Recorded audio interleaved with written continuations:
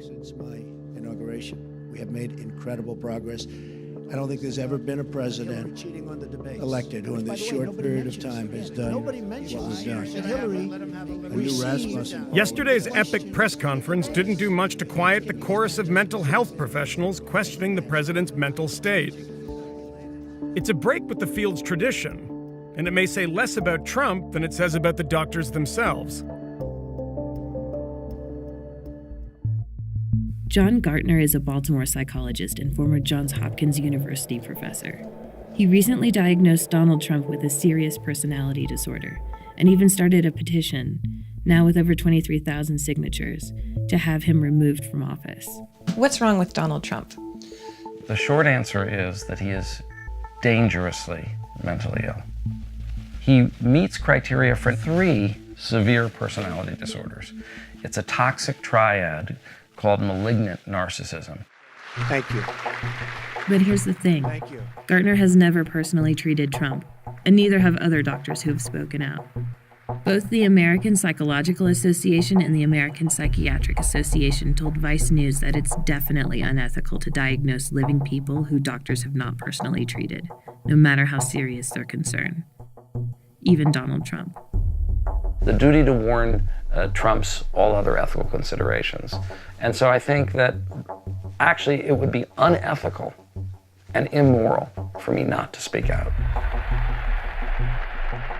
This is not the first time a politician has been called out. In 1964, Lyndon Johnson suggested his opponent, Barry Goldwater, was too unstable to be trusted with the nuclear codes, which he made clear in this ad, considered the most controversial attack ad in American politics. Vote for President Johnson on November 3rd. The stakes are too high for you to stay home.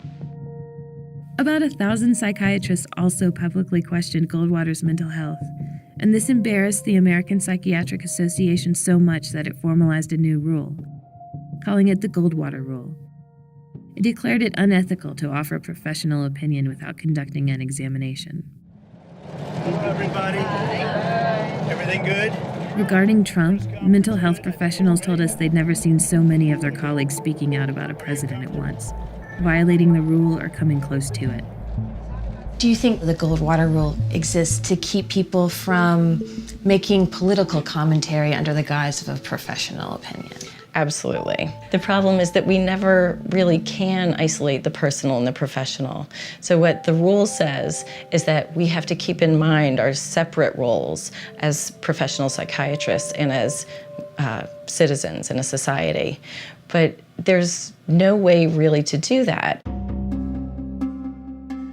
Psychiatrist Claire Pouncey co-authored a paper critical of the Goldwater Rule at the same time Trump won the Republican nomination. She argues that upholding the Goldwater Rule can itself be unethical because it inhibits potentially valuable educational efforts and psychiatric opinions about potentially dangerous public figures. So like a month ago, I said, drain the swamp. The place went crazy. I said, whoa, what's this? Then I said it again. Then I started saying it like I meant it, right? Being the president is partly a performance, perhaps more so for Trump than for any other president. Let's drain the swamp. I mean, it's true. The Goldwater Rule exists in part to keep professionals from making claims based off sound bites. One part of the Goldwater Rule is the idea that someone might be presenting a public persona and their private selves as different. I don't make such a big distinction. I don't find that argument very compelling because it isn't what matters. It's the public behaviors that matter. We can draw meaningful and valuable conclusions based on what we see right before us without any special professional expertise. Gartner doesn't think his petition will actually remove the president from office, but he still feels compelled to cross the Goldwater line. So you're obviously a really politically engaged guy. You read a lot of news. Is it possible that you're just reading political news and then bringing in, the professional tools you have? Like if you're a hammer, all you see is a nail. Well, you mean am I just a partisan and I just sort of pathologizing? Yeah, anyone who doesn't agree with you is crazy. Right. I would fall on my knees and kiss President Pence's feet. There's nothing about President Pence's beliefs that I don't disagree with, but he's not insane.